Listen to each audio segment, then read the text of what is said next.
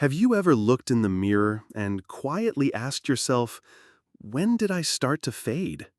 Not your body, not your hair or skin, but that light, that spark that once made you feel fully alive. It doesn't happen all at once. There's no headline diagnosis, no dramatic fall, just a soft, almost invisible shift. You stop laughing as often. You move a little slower. You feel a little less you. And maybe you've told yourself, well, that's just aging. But what if it isn't? What if the real thief of vitality isn't your age, but silence, shame, the slow disconnection from your own body, from pleasure, from presence, from the quiet joys you used to feel without effort? See, in all my years talking with men and women over 60, I've noticed something no one writes in your medical file. The aging that hurts most isn't in your joints or your memory. It's in the moment you stop feeling at home in your body, the moment you stop listening to what it still wants, what it still deserves. So today, let's talk, gently, honestly, because your body is not finished, and the light inside you, it's not gone. It's just waiting for you to come back home. Have you ever noticed how life doesn't fall apart all at once, but quietly fades, little by little? It's not dramatic, it's not something your doctor can diagnose. It's in the small things. You stop dancing to your favorite songs. You stop hugging as long. You stop noticing how the sun feels on your skin. And without even realizing it, many older adults begin to drift away from one of the deepest sources of human vitality, physical pleasure. Not just sex, but the soft, powerful joy of being touched, the thrill of intimacy, the comfort of closeness, even the simple act of caressing your own arm and actually feeling it. You see, somewhere along the way, society told us a lie. That after a certain age, desire is embarrassing. That wanting to feel good makes you inappropriate. That pleasure belongs only to the young. So what do? We begin to hide. We laugh off our cravings. We numb our needs with distractions. And our bodies, once alive with sensation, start to fall silent. But here's what no one told you. Physical pleasure is not a luxury. It's a need. It's biology. When you allow yourself to experience pleasure, whether from intimacy, touch, or self-connection, your body responds in extraordinary ways. Blood flow increases. Hormones like oxytocin, testosterone, and dopamine begin to balance. You sleep better, your mood lifts, your sense of aliveness returns.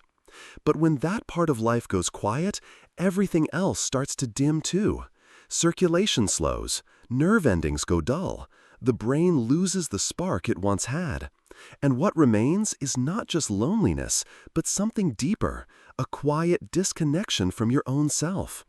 I've sat with countless seniors, men and women, who tell me they feel like they're fading. Not because they're sick, but because no one ever gave them permission to keep feeling. So let me offer you that now. You still deserve warmth. You still deserve connection. You still deserve to feel good in your own body, no matter your age. Because pleasure is not the opposite of aging. It's the proof you're still alive. Let's talk about something rarely spoken out loud, especially at this stage of life. Masturbation. Not as a punchline, not as a guilty habit, but as a life-affirming, body-honoring, deeply human act that might just be one of the most important things you can do for your health after 60. Sounds surprising? Well, the science is clear. Regular self-pleasure, done mindfully, not mindlessly, has been shown to support everything from blood circulation to hormonal balance to mental clarity and even emotional resilience. Let's unpack that. When you stimulate your body, even gently, you're not just chasing pleasure. You're activating systems that may have been dormant.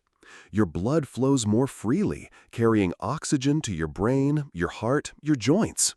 Your body produces oxytocin, dopamine, and endorphins, natural chemicals that boost mood, reduce anxiety, and help you sleep more deeply. Your brain lights up, your memory sharpens. You feel more connected, not just to your body, but to life. Now think about that. All those things, circulation, hormones, mental clarity, emotional steadiness, are the exact things we're told start fading with age. So what if we've been looking for the wrong anti-aging solutions all along? What if it isn't pills or miracle diets, but touch, presence, permission to feel? Here's the deeper truth. When you take time to be with your body, to feel good on purpose, you're sending a message to your entire being. I still matter. That message is powerful. It reinforces your sense of worth, not just physically, but emotionally. And the body listens. I've seen it firsthand. The men and women who engage with their own pleasure, not out of desperation, but devotion, glow differently. They walk lighter, they breathe deeper, they carry less shame. Not because they're trying to feel young, but because they're finally giving themselves permission to feel alive. And maybe, just maybe, that's the real secret to longevity. Let's pause here. Because right when something starts to shift, when hope stirs, when you begin to feel maybe there's more to this chapter than just getting old, a voice often creeps in. It's subtle but powerful, and it says things like, "I'm too old for this. This is shameful. This isn't real health." Sound familiar? You're not alone. These thoughts don't come from you. They've been passed down, embedded in culture, whispered through media, family, religion, and they rob too many people of joy, vitality, and intimacy. So let's name them out loud and gently break them apart. Myth number 1. I'm too old for pleasure. Pleasure doesn't come with an expiration date. It's not reserved for the young. Your body may have changed, yes, but it hasn't stopped being capable of feeling. Touch, warmth, connection, these are timeless languages. Your nervous system still responds. Your heart still softens.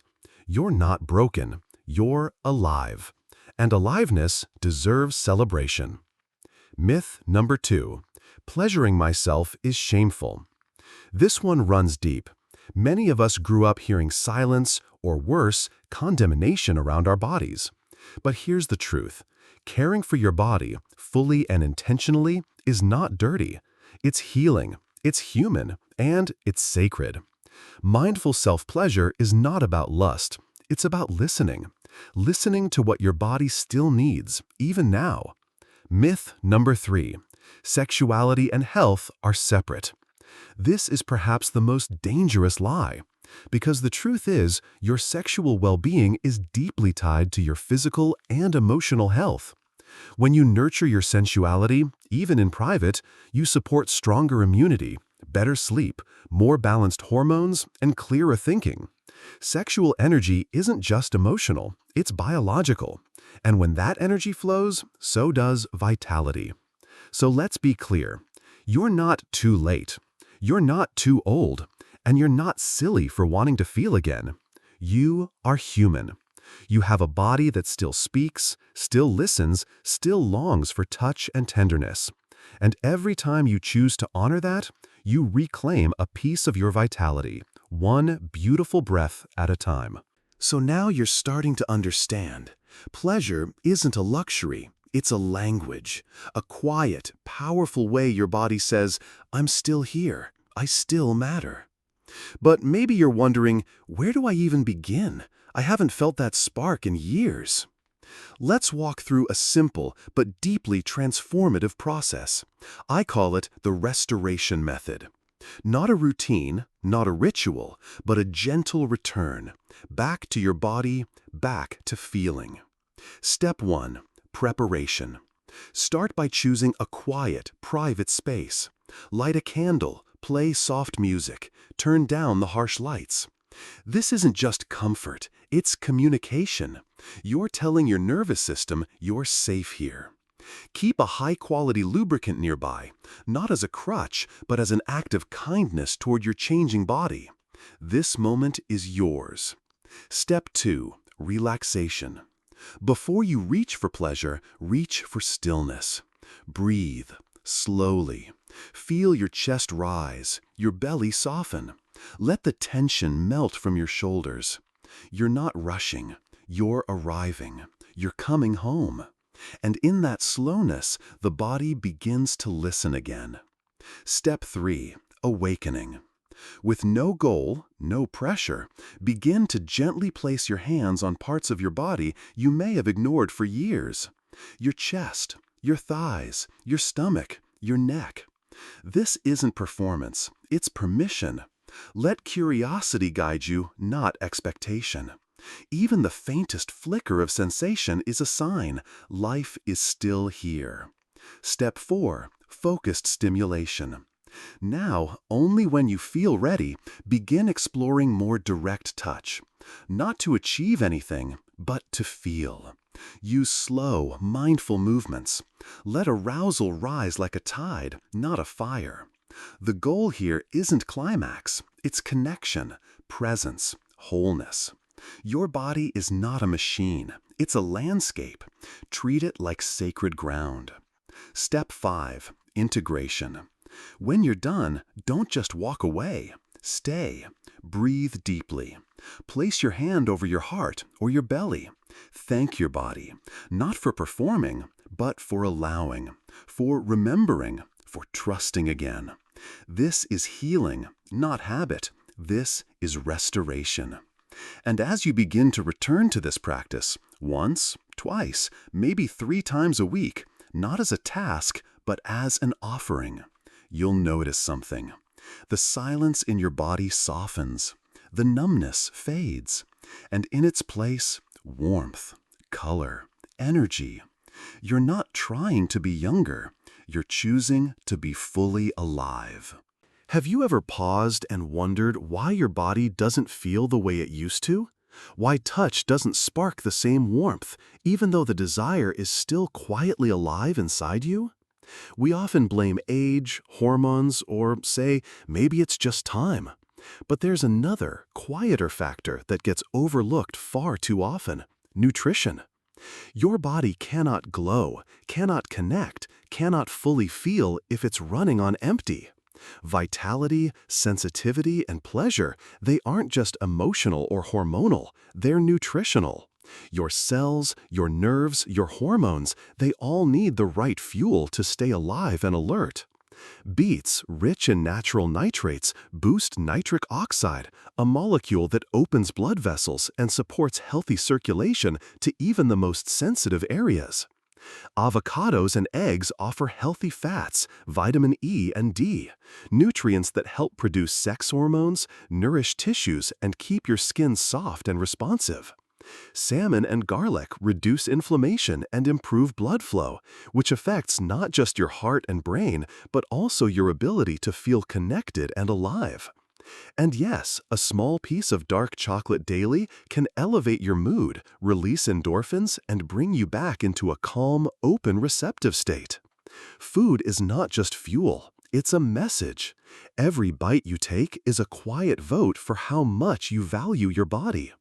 When you choose meals that nourish rather than numb, you're telling yourself, you still matter, you still deserve to feel good. Pleasure doesn't disappear with age, it fades when it's starved.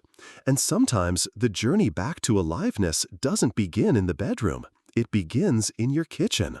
If there's one quiet heartbreak about getting older, it's not the gray hair or the slower steps, it's this subtle shrinking of joy. We stop laughing from the gut, we stop feeling wonder. We stop placing a hand on our heart and asking, am I still truly alive? Aging often comes with a dangerous lie, that we become invisible, less needed, less touched. But that's not fate. It's a result of forgetting how to come home to ourselves, of slowly letting go of the deep physical connection that once told us we mattered, that we were here. And here's the truth, joy can return, not through noise or effort, but through quiet reconnection, a tender touch, a glance in the mirror that says, I still deserve warmth, I still deserve to feel alive. In that moment, the spark returns, not to chase youth, but to honor your wholeness. You are not invisible. You are not past your prime. You've never lost your worth. Everything beautiful you've ever carried, your longing, your softness, your fire, it's still there, waiting for your permission to rise again.